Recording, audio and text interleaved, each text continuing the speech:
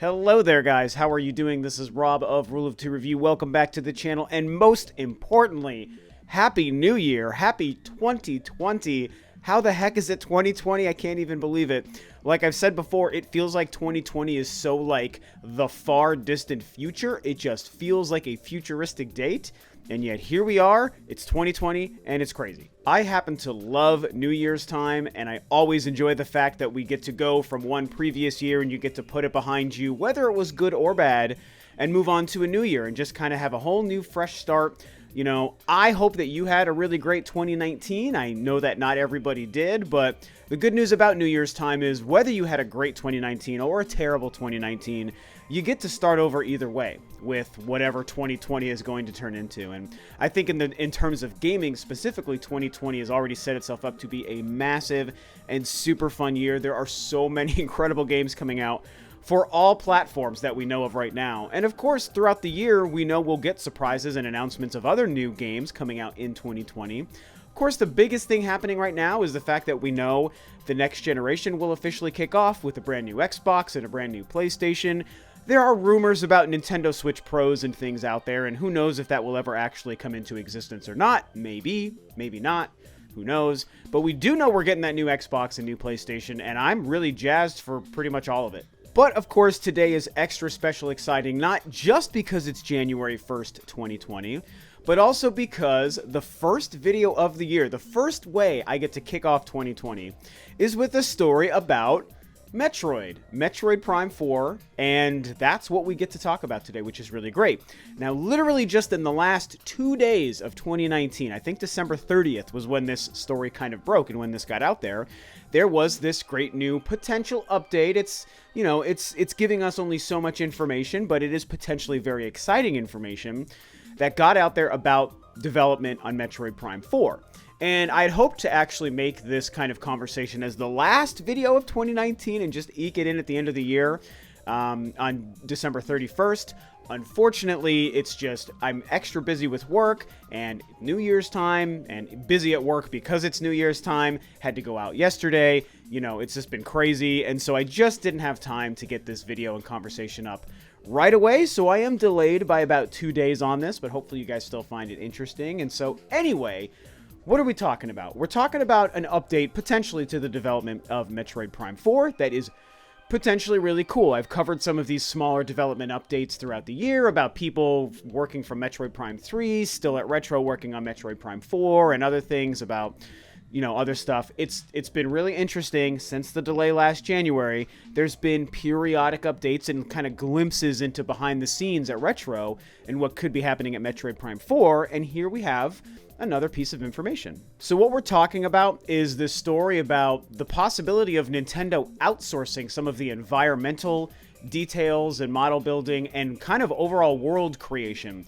for Metroid Prime 4, which could potentially lead to maybe speeding up the development to get the game done quicker or not. That's kind of the discussion and what's happening. Now, there's been a couple of articles posted out there about this, covering this detail. This is actually information that originated from another YouTuber, a YouTuber known as DocTray81. Now, that name might sound a little bit familiar to you for a couple of reasons. One is he's a pretty well-known Nintendo YouTuber. He's known for breaking a lot of stories and finding a lot of behind-the-scenes info potentially about Nintendo, and I do know that a lot of that stuff has turned out to be right, so he's got a pretty darn good track record. The other reason he might sound familiar is if you've been following me for a while, you would know that probably around 2 years ago, him and I had a very unfortunate public interaction that did not go very well. We had a bit of a spat. Some videos were made. It was very unfortunate. Not my finest hour, that is for sure. Not my proudest moment, the way that whole thing happened. Like I said, I think it was about 2 years ago. Very unfortunate, and, you know, I've said before, and I'll say again, I hope that one day we have a reason to kind of just not be that way and maybe just become friends and come out on the other side of the whole thing as buddies. But regardless, credit where credit's due. Doc Trey, again, kind of known for breaking some of these scoops and stories, was the one who really brought this to the world's attention. That there's a job posting on Nintendo's website for Retro Studios for outsourcing of environmental assets for probably Metroid Prime 4. Now, I say probably Metroid Prime 4 because, to be fair, Nothing, at least that I've seen on the website and the job posting on Nintendo's website, states specifically anything Metroid or Metroid Prime 4 related. In fact, if we look at it here, screen capped from my phone, the job posting it's a contract, so you're not being necessarily hired by Retro. They are giving you a contract to work with them on a project or for a specific amount of time, and it states environment outsourcing review artist for Retro Studios. And even scrolling through the rest of it, it doesn't mention anything Metroid. Obviously, we all know that it's going to be Metroid Prime 4 that this is for. I mean, we know that because we can just obviously infer that for all the reasons that we know. But it just needs to be noted that they don't actually state Metroid Prime 4 here. So I believe it's Metroid Prime 4, just like I think 99% of everyone else thinks that it's Metroid Prime 4. But if you don't think it's Metroid Prime 4, or you want to try to poke holes in this story and this information or whatever, you have something on your side at least to say it doesn't state Metroid. So if you choose not to believe it, that's on you and that's fine. I, however, do believe that this is about Metroid Prime 4.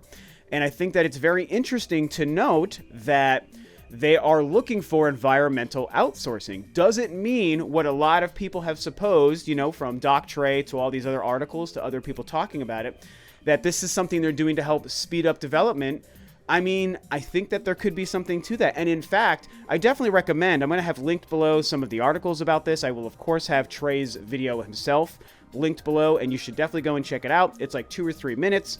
He's the one who broke the story, and if you want to kind of understand the source and what he's got to say about it, you should check that video out. Now, if we actually look into the details of what the job posting says about what they're looking for and what they're asking this person or people to do for the, environmental outsourcing for this mysterious game that they're working on that we all know as Metroid, you can kind of look right here. They have, a description of duties, just like any typical job site for a bigger company. And, I mean, I'm not going to necessarily, read all of these things. It's here for you to read. Of course, it's going to be linked below if you want to go to the site and actually look at the job posting, all that good stuff. Some of the things that they say, the top bullet point here, review outsourced content to ensure final deliverables reflect the desired artistic vision. Create and or modify existing assets as necessary. Provide detailed and organized management of high-volume assets related to art. Some of this stuff you can tell is a little bit more inside baseball than a lot of us who don't develop games would really understand as far as how one would actually do the duties. There isn't a whole lot here that says what they're hiring this person to do is to just create environments. It definitely seems like it's more reviewing stuff being created by somebody else potentially, and testing things. I mean, down here in the middle, it says test levels in-game and assess both aesthetics and performance on the Switch. It's almost like they're saying, we need you to, based on your expertise or your knowledge with whatever you do, we want you to help finalize stuff. We want you to make sure that, if concept art looks like this, and we're giving you what we've created to try to match the concept art, does it match this concept art? Do you see it matching the vision that our conceptual team maybe came up with? And now that we have stuff running in-game, in-engine, in an environment, can you test it? Can you make sure that it's doing what it's supposed to do and that it sounds the way it's supposed to sound and look the way it's supposed to look? And the bottom here, generate detailed documentation and examples of art asset production and procedures and engine requirements. I mean, and then it even mentions something about collaborate with relevant stakeholders to evaluate external teams' proficiency in art production. So it's, I'm not going to pretend to know everything about what this is saying here because I do not make video games. And I'm going to just guess most of you out there also don't make video games. The best I can infer from what this is that, yeah, I'm sure that a lot of this specific job posting has to do with maybe creating some aspects of the environment for the game, but a lot of it seems to also have to do with reviewing art, reviewing music and sound, reviewing the visuals, reviewing the environments, reviewing the comparisons between the final product and the actual vision or the concept art. Like I said, some of those things. It seems like a lot of this, based on these duties, might have to do with just seeing how everything is coming together and evaluating how the environmental aspect of the game and the worlds throughout the game are actually coming together, as opposed to 100% just creating new stuff separate from the Nintendo team and the Retro team working on this game to kind of speed stuff along. So I basically just think it's a combination of all of the above. Creating stuff and testing stuff and reviewing stuff. And so, then the big question becomes, is this something that is meant to speed up development, or could it help? Could it have a positive byproduct of speeding up development to get the game done quicker or not?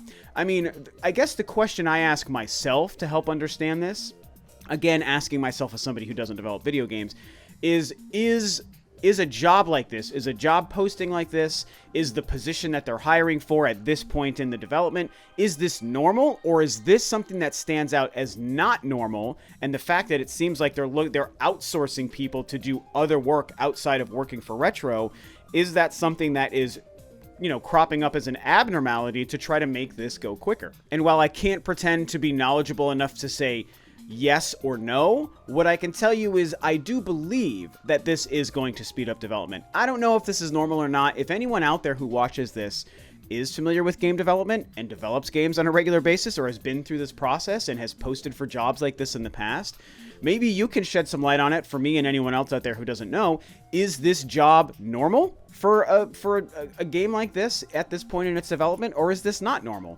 And if it's not normal, then that only really kind of aids in the idea of this speeding up development. So it actually becomes more exciting if this is not a normal thing. But I'm just going to go ahead and go with my gut, you know, and what a lot of other people think, you know. I mean, there's been plenty of people talking about this in the articles, like I said, who definitely believe that there's a good chance that this could be something that's speeding up development. Now, the last big question we kind of have to ask ourselves about this is, if this is meant to speed up development, or if it is going to speed up development, how much of a difference will it make? How much faster will this one job that we at least know about, this one job, how much faster will this complete the game? And how much quicker will the game release compared to without this person's job? And that is probably impossible to know or impossible to tell unless somebody from the inside actually came out and explained it to us, you know? And so the thing is, do I believe that this could speed up or make more efficient the development? Yeah, I do. I really definitely do think that that's the case. Do I think it's going to make an adverse effect on when this game is going to release? Like, is it going to come out in 2020 because of this job, as opposed to releasing in 2021 or 2022? I mean, is it going to make a difference of a year or more just because of this, at least this one person's job here? I'm just going to say that I doubt it. I don't know. Like I said, I will not say I know 100% either way. I'm just going to say that I can't imagine that it would make that much of a difference. Could it make a difference of a couple of months? Yes. Which could be the difference between, like, you know, December 2021 or July 2022. So it could make that much of a difference, enough to, you know, put it, you know, late in one calendar year as opposed to early the following calendar year. I could maybe see it making that much of a difference, and I would obviously think that that's a good thing. I think most of you guys would think that that's a very good thing. Even if we could only get an extra 1 month, you know, this game 1 month earlier, I think we would all want it, because we're just dying for Metroid Prime 4 so badly because of the crazy journey this game has taken us all on, and it's been toying with our emotions and pulling our emotions left and right ever since the thing was frickin' announced, and then went dark for 2 years, and then showed up later just to find out it was delayed and restarted. You know, it's just been such a crazy and sad journey that we've gone on with Metroid Prime 4, so we'll take whatever we can get, right? And this to me feels like something that we can just get. Maybe a couple of months. I would love to find out that this is going to make a huge impact on the game, and the game is going to come out a year or more earlier just because of this one job. And, you know, we have to also recognize there's a chance that maybe they're looking for several jobs of this ilk. Maybe they're looking for a lot of people to outsource a lot of different aspects of the environment and the building of the game across the board. And if they're hiring a new team, you know, contracting, I should say, a new team of people of, you know, 3, 4, 10 people, whatever the case may be, to outsource environmental stuff, then we're really talking. Then the game's going to be cooking, and we might be getting a year and a half extra bump, and that could make the difference of 2021 as opposed to 2022. You know, I've long said, you guys have heard me say this, 2022 has kind of been my, you know, target trajectory range that I've expected this game to release in. You know, and as I've also said, I think 2022 could be a time where maybe there's even a new Switch or a successor Switch. You know, their next-gen machine might be coming out in 2022 as well. Maybe, maybe not, but I think that it's possible. And so I've had the theory that maybe Metroid Prime 4 is going to launch cross-gen, you know, or at least launch on the next generation machine as well. And so, you know, if this speeds up development, Maybe it comes out in 2021 instead. I can't imagine. Here's the last thing I'll say. As much as I would like to say it, I can't imagine that this information means all of a sudden Metroid Prime 4 is going to release this year in 2020. Do I think this changes the game to the degree that we should expect Metroid Prime 4 in 2020? Absolutely not. If I am wrong, I will happily talk about it. I will be over the moon to be wrong here. You guys know that. I'm not going to be like, oh, I can't believe I'm wrong. I have to eat crow. Like, I won't care about that. I'm not trying to be right. I'm just telling you how I feel. And if I'm wrong, it just means we get Metroid Prime 4 that much sooner. So I will happily discuss and say, I was wrong. We're getting to 2020. Let's all party. But I don't think that's going to happen. Even with this information, however this new person may or may not speed up development, I still don't expect Metroid Prime 4 in 2020. I would advise you guys to also not get your hopes up for 2020 just to kind of protect everyone's emotions here. No one wants to get devastated by, surprise bad info on Metroid Prime 4 again. None of us need to go through this. Let's just wait until they're finally ready to show it to us because it's on track and it's turning out well. That's what we all want to see, and with any luck, this information about a job posting could help make that possible. So that is the January 1st, 2020 Metroid Prime 4 update that we never knew we were going to get. Pretty cool stuff. As always, this could mean nothing. This really could have no impact. It could just be a nothing thing, and it might just be a normal job that they're hiring because it's time to hire somebody, and it's going to make no difference whatsoever. But it could mean something. And so I like to cover every possible story and update about Metroid Prime 4 or the development of the game as possible. This was a big story. It made a lot of rounds. It made a lot of news. People are excited about it, and I obviously had opinions. And so that's why I wanted to talk about it. And of course, like I said, it's cool to make a first of the year video. I just think that that's kind of neat. Even though I really wish that I had time to get it out on the 31st, on New Year's Eve, I think that would have been really cool, but life is what it is. New Year's Eve is a busy time. I had some partying to do, so what do you gotta do? In fact, I'm even going to be working later. It's so early when I'm recording this on the 1st. And I'm going to be working once I'm done here. I hurt myself big time by going out for New Year's Eve, but then also working really early in the morning. I do not have enough sleep in my system, but it was fun to still talk about this either way. What do you guys think about this story and this update? Do you think it's going to make a difference? Do you not think it's going to make a difference? Whatever you think, talk about it below. And with that, I will say this video is a wrap. Happy New Year to you, and thanks, of course, as always, for tuning in. This is Rob of Rule of 2 Review, and I will catch you next time on another video.